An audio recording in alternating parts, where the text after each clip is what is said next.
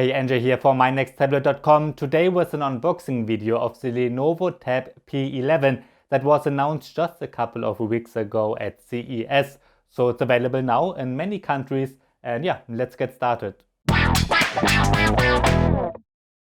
Alright, let's start the unboxing of the Lenovo Tab P11 that was just announced a couple of weeks ago during CES. It's available in many countries now, starting at $230, and if you're living inside Europe, you will have to pay around 250 euros. You can get an optional pen, which I have, and you can also get an optional keyboard cover, which I do not have yet, but I hope I will have it for my final review. Well, let's start the unboxing, and inside the box we get the tablet first. It makes a pretty good first impression. It looks quite nice, but I can already feel it's not as high-end feeling as the Lenovo Tab P11 Pro. But it's not a Pro, so it's fine. Then we get an SD eject tool or a SIM eject tool if you get the LTE version. And then there's the quick start guide, quite a big one. And then we get the USB-C cable. It's USB-C to USB-A, just the standard one. And then there's the charger, of course. Now let's get to that pen. You have to buy that one separately. At least I had to. Maybe in your country you can get a bundle or something. And inside this box we first get a replacement tip, which is nice to have, so you can replace the tip. Then we get a quick start guide again, and then there's a kind of sleeve or kind of case that you can attach or glue to another case or something. I'm not sure how Lenovo wants us to do that. I will have to figure it out later. Then there is the pen itself, of course, and this one seems to be built out of aluminum mostly, has a couple of buttons, and yeah, feels like a nice pen. Before we continue, check out the description. There I've got a link to a newsletter that I'm starting all about tablets. I will inform you about once a month about tablet news, the tablets I'm reviewing, and my general thoughts about the tablet market. Now, as usual, since I shot the first parts of this video, a couple of hours or about half a day have passed already. I already played a bit with this tablet, run some benchmarks, watch a bit of Netflix, a bit of YouTube, and surf the web a bit so that I can tell you a little bit more about the Lenovo Tab P11 here. And we're starting with the design. It has an 11-inch screen. It's an LCD. We will look at that one later in more detail. Above the screen, we're getting an 8-megapixel front-facing camera, and that one has facial recognition built in on the software side, of course. Let me quickly demonstrate it.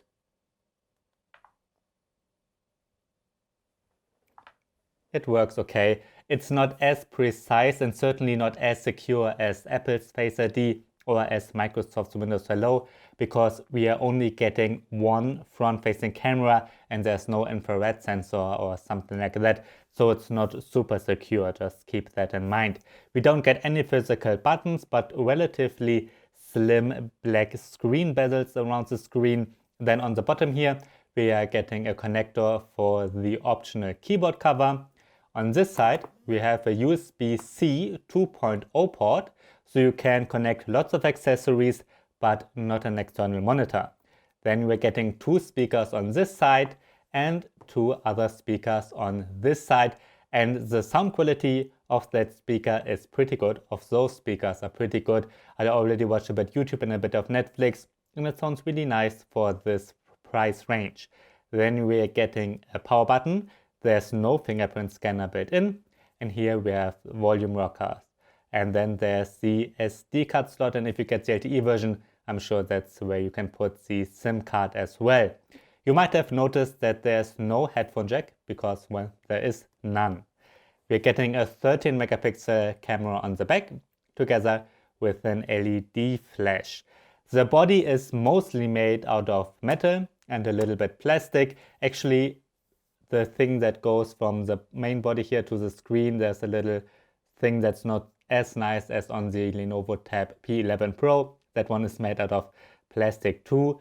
And yeah, a little bit metal, a little bit plastic. It feels fine. Of course, at $230, this is not a super high-end tablet, so that's to be expected. But for a price, I really think that it feels well made. Now let's get to the 11-inch screen, and with 11 inches it's bigger than every 10-inch tablet, of course, but it's also a little bit smaller than the Tab P11 Pro, which has an 11.5-inch screen. This is an LCD IPS panel with very nice viewing angles. Colors look fine, contrast looks fine. The brightness is fine too. It's certainly not the brightest tablet out there, but it's certainly okay. It seems okay to me.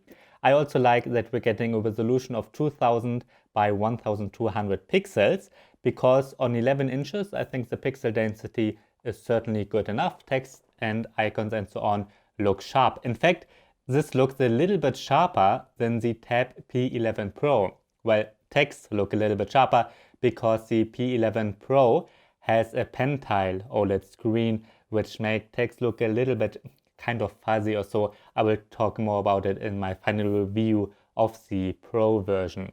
So I really like the screen resolution here. Now, of course, if you're having an OLED screen like on the Pro, colors and so on look way more saturated than on here, but they look fine.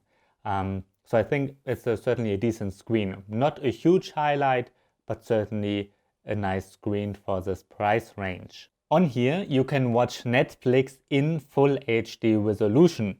Now that sounds like it should be totally normal, but it's not. In the past, many Lenovo tablets were not capable of displaying Netflix in HD resolution.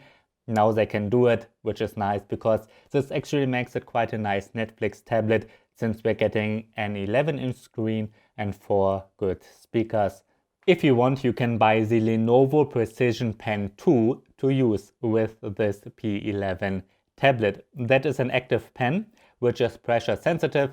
That means you can draw a thicker line by pressing the pen down a little bit harder. You can replace the tips. There are 2 buttons on the side, but as far as I could find out so far, they are not that useful. You can use them as shortcuts to get to the home screen, and you can take out some smart bar with it. Yeah, I have to look into the settings more. Maybe there's something I'm missing. The Precision Pen 2 feels quite high-end because it's made out of aluminum, while the Samsung S Pen is usually made out of plastic, so this one feels a little bit higher end. But you have to always charge it, it seems like. There is a USB-C port hidden underneath some rubber here, and yeah, that's how you charge the pen, using USB-C. You can use the pen for handwriting or drawings, and I did write and draw with it a little bit already, and it certainly is fine. It works way better than those capacitive pens that you can get for cheaper tablets. So yeah, it's certainly way more precise than that. However, I noticed that it does not seem as precise as the Samsung S Pen on Samsung tablets or the Apple Pencil on Apple tablets, but I will have to look into that in more detail for my final review. Now, it does support palm rejection, at least kind of, but when I wrote a little bit, I did notice some stripes on the fake paper here, so maybe the palm rejection does not work as great, or maybe Lenovo has to optimize it on the software side a bit. Inside the Lenovo Tab P11 runs a Qualcomm Snapdragon 662 processor, which is the same chipset we get with the Samsung Galaxy Tab A7. You can get versions with 4 or 6 GB of RAM. I've got the 4 GB version, and you can get 64 GB or 128 GB of internal storage. I've got the version with 64 GB, and out of those, 20 GB are already used by this system. There's an optional LTE version as well. My Geekbench 5 benchmark comparison is very interesting because the results are pretty much identical with the Samsung Galaxy Tab A7, which usually is quite a bit cheaper. However, you can also see that the graphics performance of the Samsung Galaxy Tab S6 Lite is quite a bit better. And those tablets are very interesting because while the S6 Lite is a bit pricier, there the S Pen is included. And if you include the pen here with the Lenovo Tab P11, the price is actually very similar. I played Call of Duty already and it performs fine. Now the graphics don't look amazing, of course, and you've seen that with the benchmark already. You will be able to play most games on here fine, but only with medium to low settings. Usually, at least if it's a more demanding game, you won't be able to play it with highest settings, since the graphics performance of that Snapdragon 662 is just not that amazing. But sure, you will be able to play almost every game, but sometimes you will have to play it with the lowest settings. Let's get to the software. On the Lenovo Tab P11 runs Android 10. Let's quickly confirm that in the settings. We go to About Tablet, and here it's Android version 10. Now, of course, Android 11 also would be nicer, but there's no tablet with Android 11 yet, so it's not that big of a deal. I always like that Lenovo does not customize the interface that heavily. It's pretty much vanilla Android, but some apps are pre-installed that are not from Google. For instance, there's Amazon Music, Bamboo Paper, which is a drawing or handwriting app. Then we get Netflix and Microsoft Office, and also Squid, which is another notes app that's pre-installed as well. And then, of course, all the Google stuff, and that includes the Google Kids Space, which is an interesting kids mode that you can use if you want to give the tablet to your children. Now, there are some software customizations that Lenovo did include, and one of them is this smart assistant bar thing here, which you can use to take screenshots and record the screen and so on. Very interesting is also the productivity mode, which you can turn on if you want to use the tablet either with the official keyboard cover or with another external keyboard or with the mouse. This is not a crazy customized desktop mode like Samsung DeX, for instance, or the Huawei desktop mode.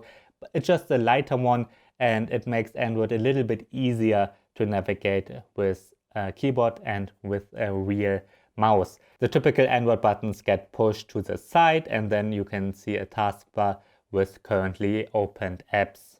Alright, now I have to start my proper review. This is not a review, it's just an unboxing video and my first impressions.